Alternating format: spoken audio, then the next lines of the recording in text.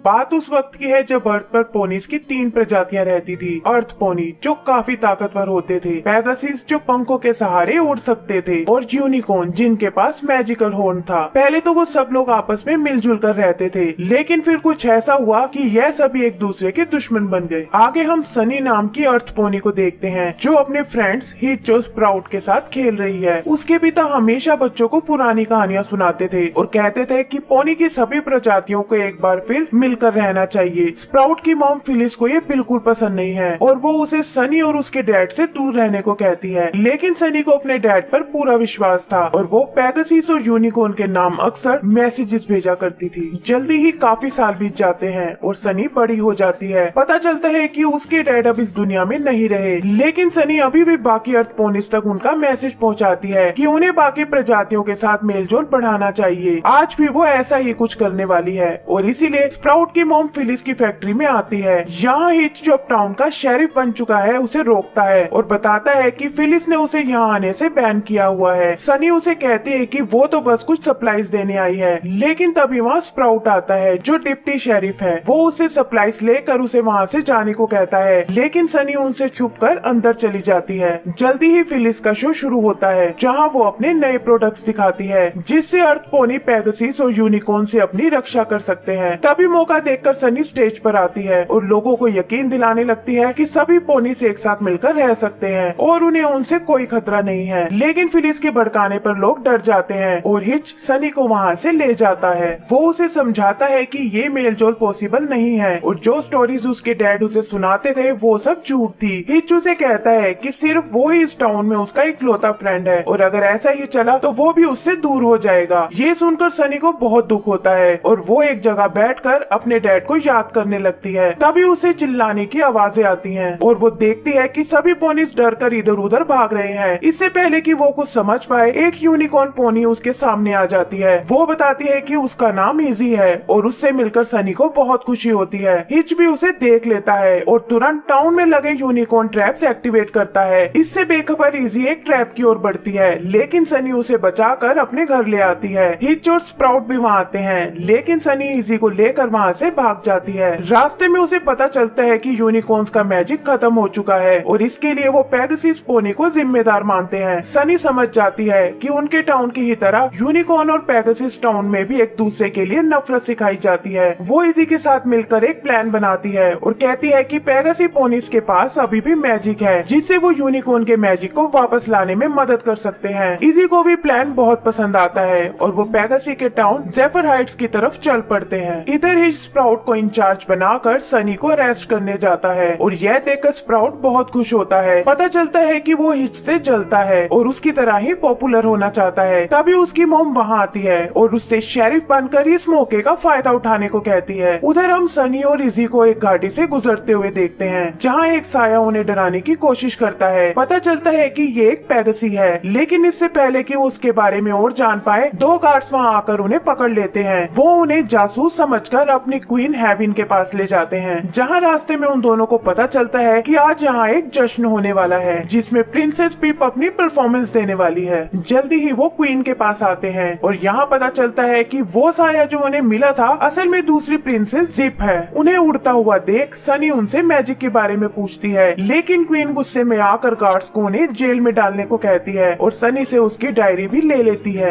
वो दोनों देखती हैं कि ये जेल बहुत शानदार है और तभी जिप उनसे मिलने आती है। वो उनसे मैजिक के बारे में पूछती है, लेकिन सनी बताती है कि यूनिकॉर्न का मैजिक गायब हो चुका है और इसीलिए वो उनसे मदद लेने आई है। जिप उसकी डायरी वापस देती है और उन्हें अपने साथ एक रूम में ले जाती है। वहाँ वो बताती है कि कैसे पेगासी का मैजिक भी गायब हो चुका है और वो तो बस कुछ पंखों और तारों की वजह से उड़ते हैं ताकि उनके लोग उन पर विश्वास बनाए रखें। यहाँ वो उन्हें ग्लास में बने एक स्टार दिखाती है जो बिल्कुल वैसा है जैसा सनी की डायरी पे है। यही सनी एक क्रिस्टल का डिजाइन देखती है और जिप बताती है कि ये पेगासी क्रिस्टल है जो उसकी मोम के क्राउन में लगा हुआ है। सनी देखती है कि वहाँ पर एक यूनिकॉर्न क्रिस्टल का भी डिजाइन है जो पेगासी क्रिस्टल में एकदम अच्छे से फिट हो रहा है। वो समझ जाते हैं कि शायद ये एक दूसरे में फिट होने के लिए बने हैं और इसी से उनका मैजिक वापस आ सकता है। इजी बताती है कि पेगासी क्रिस्टल उनके टाउन ब्राइडल वुड में है और वो तीनों प्लान बनाते हैं कि आज के जश्न में वो क्वीन हेवन का क्रिस्टल चुरा कर पेगासी क्रिस्टल लेने जाएंगे। वो लोग एक फेक क्राउन क्राउन बनाते हैं और बड़ी चालाकी से उसे असली क्राउन से रिप्लेस कर देते हैं। लेकिन तभी वहाँ हिच आ जाता है और उससे बचने के लिए सनी और इजी कंट्रोल रूम में घुस जाते हैं। उन्हें देखकर वहाँ बैठा ऑपरेटर घबरा जाता है और उससे वायर्स का कंट्रोल बिगड़ जाता है। परफॉर्मेंस देती पिप इस वजह से हवा में लटक जाती है और पब्लिक को पता चल जाता है कि रॉयल फैमिली उड़ने का नाटक कर रही थी। लोग इस बात से बहुत नाराज होते हैं और क्वीन को अरेस्ट कर लिया जाता है। सनी और उसकी फ्रेंड्स किसी तरह बचकर वहाँ से भाग जाती है और क्राउन में लगा क्रिस्टल वहीं रह जाता है। बाहर उन्हें इस बात का पता चलता है और वो वापस अंदर जाने का प्लान करते हैं। लेकिन तभी पिप वो क्रिस्टल वहाँ लाती है और पूछती है कि आखिर इसमें ऐसा क्या खास है। जिप उसे सारी बात बताती है और वो भी उनके साथ आने को तैयार हो जाती है। उधर अपनी मॉम के कहने पर स्प्राउट लोगों को भड़काना शुरू करता है कि यूनिकॉर्न और पेगासी मिलकर उन पर अटैक करने वाले हैं। लोग भी डर जाते हैं और इस बात का फायदा उठाकर वो अपनी मॉम की फैक्ट्री में एक बड़ी सी मशीन बनाने लगता है ताकि टाइम आने पर इसे अपने बेनिफिट के लिए यूज कर सके।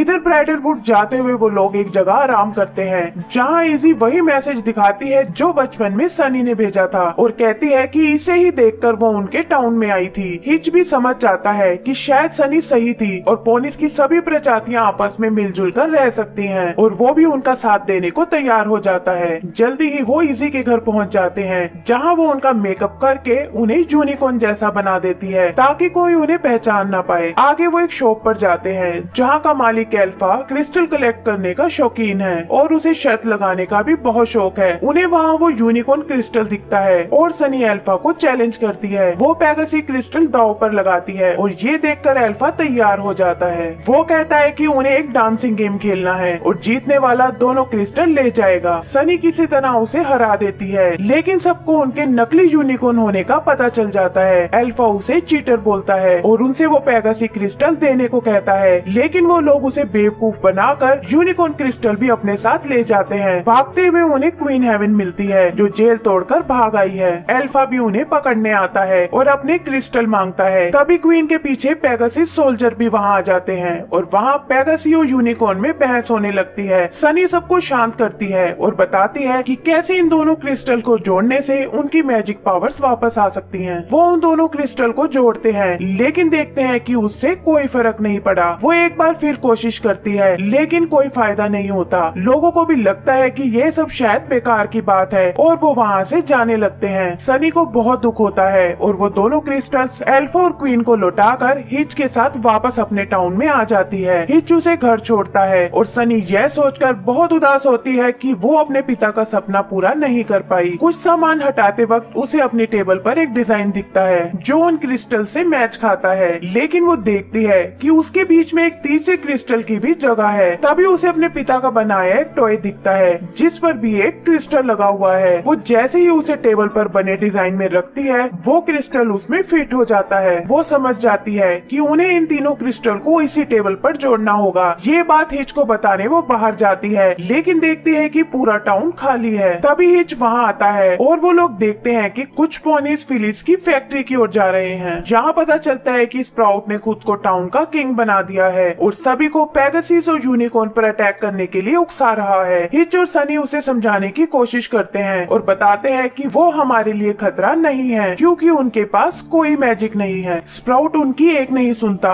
और उन्हें अपना बनाया एक रोबोट दिखाता है जिससे वो पेगासी और यूनिकॉर्न टाउन को तबाह करने वाला है। हिच और सनी भी समझ जाते हैं कि उन्हें किसी तरह उन सबको वार्न करना होगा और वहाँ से निकल जाते हैं। हिच भी अपना रोबोट लेकर उनके पीछे जाता है। रास्ते में उन दोनों को पेगासी और यूनिकॉर्न पोनीज मिलते हैं जो उनसे मिलने उन्हीं के पास आ रहे थे। तभी स्प्राउट भी वहाँ पहुँच जाता है और उन पर अटैक करने की तैयारी करता है। सनी समझ जाती है कि अब सिर्फ मैजिक ही उसे रोक सकता है और वो दोनों क्रिस्टल लेकर तुरंत अपने घर की ओर जाती है। स्प्राउट भी उसे रोकने उसके पीछे जाता है लेकिन सनी टेबल तक पहुंच जाती है। इससे पहले कि वो सारे क्रिस्टल्स को जोड़ पाए स्प्राउट उन पर हमला कर देता है जिससे क्रिस्टल उनके हाथ से छूट जाते हैं। आगे स्प्राउट रोबोट में लगे दूसरे हथियार एक्टिवेट करता है जिससे वहाँ भगदड़ मच जाती है। फिलिस को भी लगता है कि ये सब गलत हो रहा है और वो स्प्राउट को रुकने को कहती है लेकिन वो उनकी भी नहीं सुनता। फिलिस रोबोट के सामने आ जाती है और उसे बचाने के चक्कर में वो बिल्डिंग से जा टकराता है। तभी बिल्डिंग गिरने लगती है लेकिन सनी किसी तरह क्रिस्टल्स को टेबल में लगा देती है। उससे भी कुछ नहीं होता